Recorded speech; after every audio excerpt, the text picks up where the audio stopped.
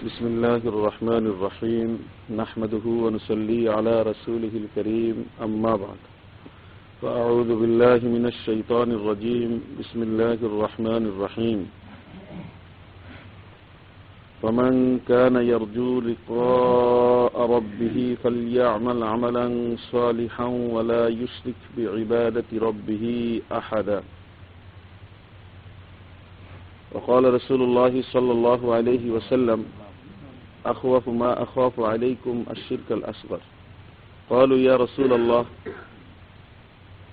أخوف ما أخاف عليكم الشرك الأصغر قالوا يا رسول الله وما الشرك الأصغر قال الرياء সম্মানিত উপস্থিতি, শিরক সম্পর্কে আমাদের আলোচনা চলছে। আমরা ইতিপূর্বে শিরকের সংজ্ঞা জেনেছি, কাকে বলা হয় শিরক, এবং শিরক মারাত্মক গুনাহ এই সম্পর্কেও জেনেছি। শিরক দুই প্রকার তাও জেনেছি। আজকে আমরা ছোট শিরকে আসগর সম্পর্কে আলোচনা শুনব। এর আগে আলোচনার সুবিধার্থে আগে যে আলোচনাগুলো হয়েছিল তার সারসংক্ষেপ।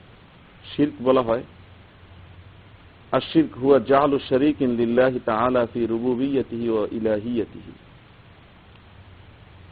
আল্লাহ তাআলার শরীক সমকক্ষ নিরূপণ করা, নির্ধারণ করা তার প্রভুত্বের ক্ষেত্রে এবং তার উপাসনার ক্ষেত্রে।